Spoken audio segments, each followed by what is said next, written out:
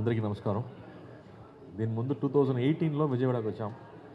ఆ తర్వాత మళ్ళీ ఇప్పుడు లైఫ్లో నుంచి బ్యూటిఫుల్ ఫ్రెండ్షిప్ గురించి మూమెంట్స్, అన్కండిషనల్ లవ్ గురించి మూమెంట్స్ వస్తున్నప్పుడు పీపుల్ ఆర్ ఎంజాయింగ్. డెఫినెట్గా అబౌవ్ 30కి నచ్చుతుందని నాకు నమ్మకం ఉంది, బట్ బిలో 30 కూడా నచ్చుతుంది. They are going and watching the film and saying next మా అమ్మ తీసుకెళ్ళిపోతున్నాను సినిమాకి అని చెప్తున్నారు. చాలా రోజుల తర్వాత ఇలాంటి సినిమా చూస్తున్నాను అని చెప్తున్నారు. ప్రెస్ వాళ్ళు హైదరాబాద్లో 15 years తర్వాత ఇలాంటి సినిమా చూస్తున్నా అని చెప్తున్నారు. సో ఆ స్క్రిప్ట్ మా డైరెక్టర్ ఇచ్చినప్పుడు నాకు అంత ఆనందం వచ్చింది. అలాంటి ఒక ఫీలింగ్ మీకు కూడా రావాలని ఈ సినిమా ఒప్పుకుంటూ నేను చేశాను. సో ఈరోజు అందరూ సినిమా గురించి మాట్లాడుతున్నారు, ఆర్టికల్స్ రాస్తున్నారు. కాబట్టి I think I'm very very happy. Thanks to Rocky. I think ఆ తెలుగు వర్షన్ చాలా బాగా చేశారు. డైలాగ్స్ బ్యూటిఫుల్గా ఈ అడాప్టెడ్ టు దిస్. అండ్ ఆ స్క్రిప్ట్ ఇప్పుడు కథ గుంటూరులో జరుగుతుంది కాబట్టి I think everybody is connecting. చిన్న పల్లెటూరుకి వెళ్ళడం అనేది ఒక బ్యూటిఫుల్ ఫీలింగ్ అందరికీ. నాకు కూడా అది సమ్మర్ హాలిడేస్లో అలాగే జరిగింది. So I personally connected and everybody is personally connecting. యూఎస్లో ఉన్నవాళ్ళు, దుబాయ్లో ఉన్న వాళ్ళకి ఇంకా నచ్చుతుంది. అయ్యో మిస్ చేస్తున్నాను మా ఊరు, మా రిలేటివ్స్ అని మాట్లాడుతున్నారు. So very very happy with the feedback and result. So ఇక్కడ వచ్చింది థియేటర్కి వెళ్ళాలి, అందరికి థ్యాంక్స్ చెప్పాలి, అందుకే ఇక్కడ వచ్చాము. So thank you press and media friends కూడా మీ ఫీడ్బ్యాక్కి, మీ లవ్ అండ్ అఫెక్షన్కి చాలా థ్యాంక్స్ అండి. Thank you.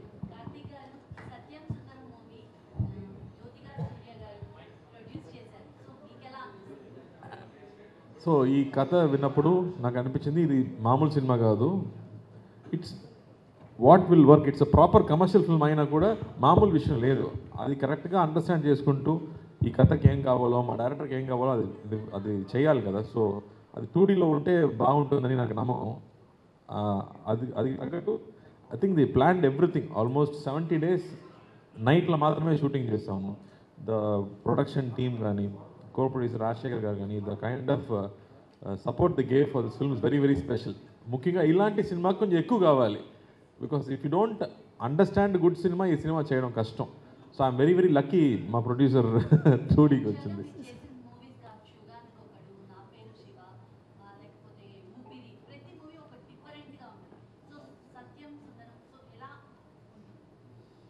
అదే నేను ఆలోచించింది. కె విశ్వనాథ్ గారు, పెద్దవంశీ గారు, బాలచంద్ర గారు, బాలమహేంద్ర గారు, కమల్ హాసన్ గారు, వీళ్ళందరికీ థ్యాంక్స్ చెప్పాలి. వాళ్ళు మనకు చూపించే సినిమాలు, సినిమాటిక్ మూమెంట్స్ ఉంది కదా, అదే ఇన్స్పిరేషన్ ఇలాంటి సినిమా చేయడానికి. So that way we have to thank our seniors who already gave these kind of beautiful films. ఏదో ఒక టైంలో ఒక సీడ్ మా మైండ్లో పెట్టారు కదా, డైరెక్టర్ గారు కూడా అదే చెప్తారు, ఫాసిల్ గారు. They put one seed in our mind and that is giving hour strength to do these kind of films. So Karthik గారు అరవింద్ స్వామి గారితో చేశారు, ఇక్కడ అరవింద్ స్వామి గారితో చేశారు. సో ఎక్స్పీరియన్స్ ఎలా ఉంది? అండ్ అతన్ని బావా బావా బావా అంటూనే ఉంటారు. సో ఇక్కడ జనరేషన్ బాగా కనెక్ట్ అయిపోయారు బావా వర్డ్కి అనేది. సో ఎలా అనిపిస్తుంది, ఎక్స్పీరియన్స్ ఏంటి? నేను సెట్లో ఆయన్ని సార్నే పిలుస్తున్నాను. ఈ సినిమా తర్వాత నేను కూడా ఆయన్ని బావా అని పిలిస్తే బెటర్గా అనిపిస్తున్నాను. సార్ దీంట్లో వీఆర్ వెరీ క్లోజ్ అండి. I think we both connected so well. I finish the answer because మొత్తం నైట్లో జరుగుతుంది, ఇద్దరు మాత్రమే సినిమా మొత్తం.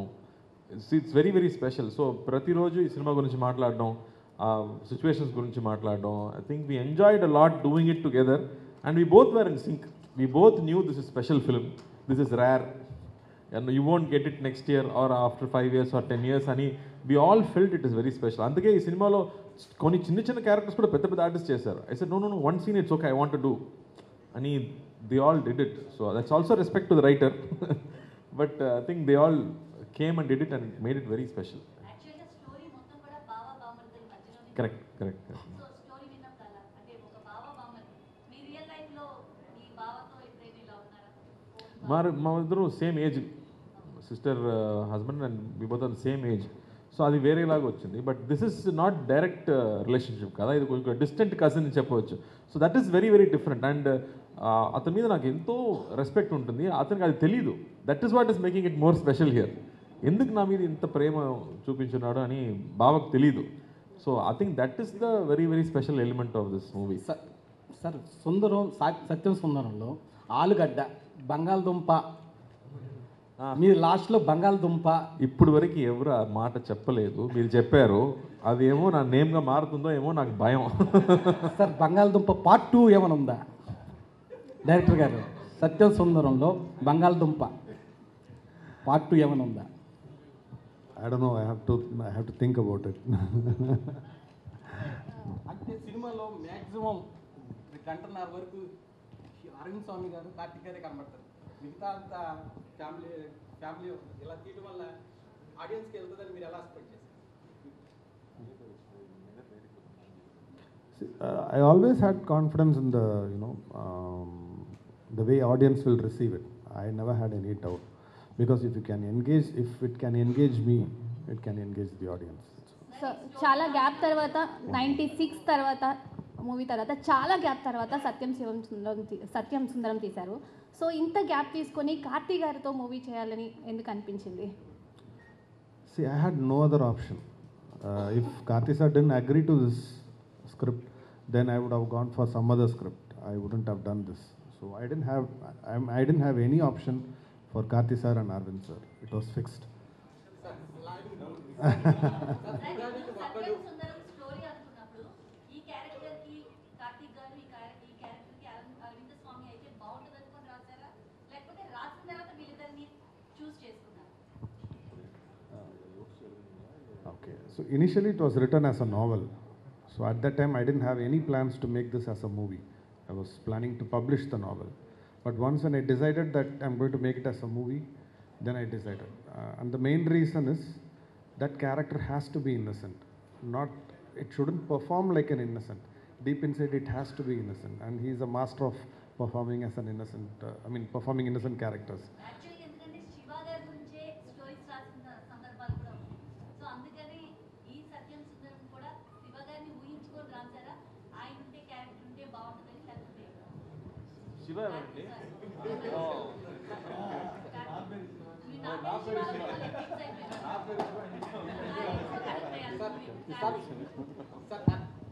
యుగానికి ఒకడు పార్ట్ 2 కోసం ప్రజలందరూ వెయిట్ చేస్తున్నారు. ఉందా పార్ట్ 2 అనేది? డైరెక్టర్ గారు అడగండి, సెల్వ గారు అడగండి. సరే మహేష్ బాబుతో నాకు తెలియదండి. మంచి స్క్రిప్ట్ వస్తే నేను చేస్తాను. నా క్లాస్మేటే, నా స్కూల్ చదివేటప్పుడు ఇద్దరు same class. Next year starting అండి, నెక్స్ట్ ఇయర్ మొదలవుతుంది. కార్తీ గారు ఎక్కడైనా టఫ్ అనిపించిందా ఈ సినిమాలో? ఎలా ఎంజాయ్ చేస్తూ చేశారు? ఎక్కడైనా టఫ్ అనిపించిందా డైరెక్షన్ కానీ? మీకు ఎలా అనిపించింది? ఎక్స్పీరియన్స్ ఏంటి? ఇంతమందితో చేస్తున్నాను అని ఉంటుంది కదా. సో ఈ స్టోరీ అనేది కొత్తది, ఇంతవరకు తీయలేదు మీరు. సో నాకేంటంటే సినిమా చూస్తున్నట్టు కాకుండా మనం కూడా ఆ సినిమాలో ట్రావెల్ అవుతున్నట్టు అనిపిస్తుంది. సో ఎలా అనిపిస్తుంది? డైరెక్టర్ గారికి మీకు ఏమైనా టఫ్ అనిపించిందా? అరవింద్ గారితో కానీ కార్తీ గారితోనో చేయించడం? మనం ఏదో టార్చర్ చేసామని అడుగుతున్నారండి. Controversial question. నేను కానీ అరుణ్ స్వామి గారు ఏదైనా టార్చర్ చేసామా? మాస్ సీన్స్ అడిగామా? ఫైట్స్ అడిగామా? కదా, పంచ్ డైలాగ్స్ అడిగామని అడుగుతున్నారు. సో వీళ్ళతో సాంగ్స్ కూడా పాడించడం జరిగింది. So I tortured them because the whole movie is night shoot. So they had to go through sleepless nights. They didn't torture me. So Karthi గారు మీరు మంచి సింగర్ అని మాకు తెలుసు. సో ఈ మూవీలో కూడా చిన్న చిన్న సాంగ్స్ అక్కడక్కడ మాకు వినిపించారు మీ వాయిస్తో. ఇక్కడ ఏమన్నా మాకు చిన్న లైన్ ఏమన్నా వినిపిస్తే మేము వింటాం. అది చాలా కష్టపడాను కదండి, మీరు చాలా dance- కష్టం అలాంటి సాంగ్ పాడి. మీరు సింగింగ్లో చాలా కష్టమని మేము అనుకోవట్లేదు. సో మా కోసం ఒక్క లైన్ ఏదైనా.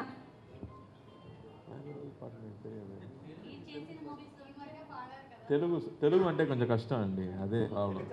తెలుగులోనే మీ వాయిస్ బాగుంటుంది కదా. లిరిక్స్ ఉంటేనే ఏదైనా.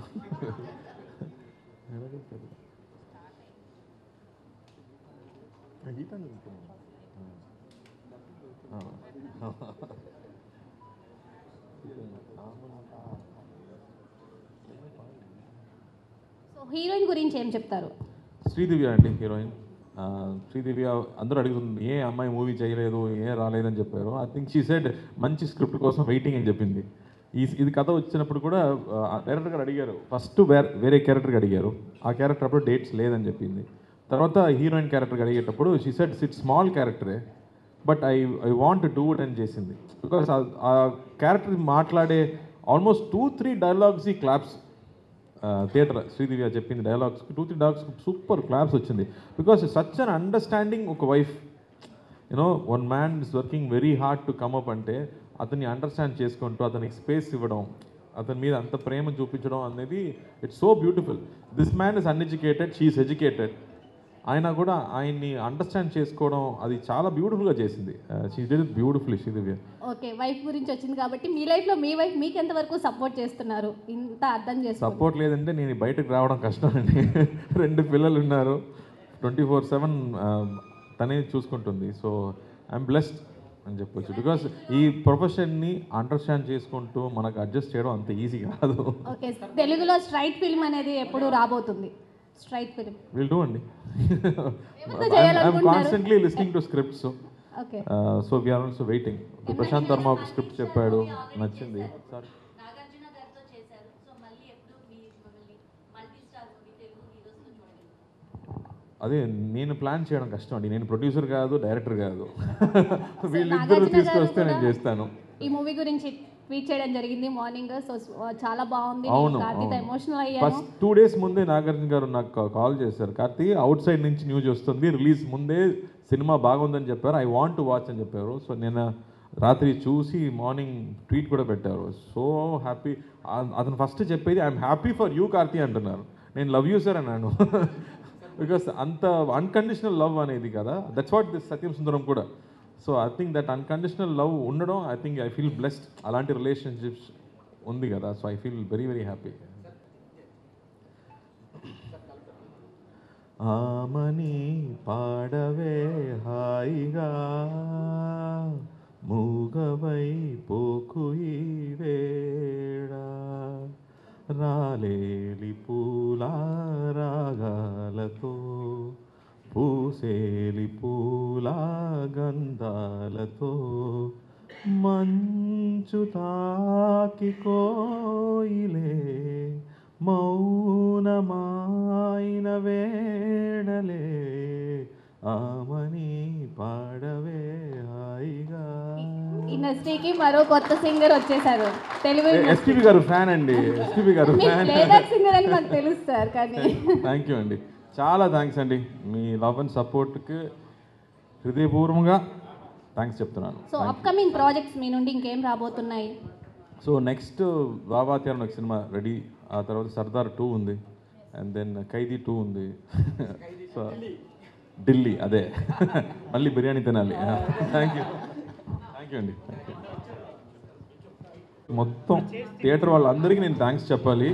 బికాస్ మామూలుగా ఇలాంటి సినిమా చూస్తారా అని నాకు ఒక డౌట్ వచ్చింది, బట్ ఆయన అంత కాన్ఫిడెంట్గా చెప్పారు తప్పకుండా ఇది తెలుగు ప్రేక్షకులు చూస్తారని. సో వాళ్ళందరికీ థ్యాంక్స్, నా ధన్యవాదాలు. Thank you.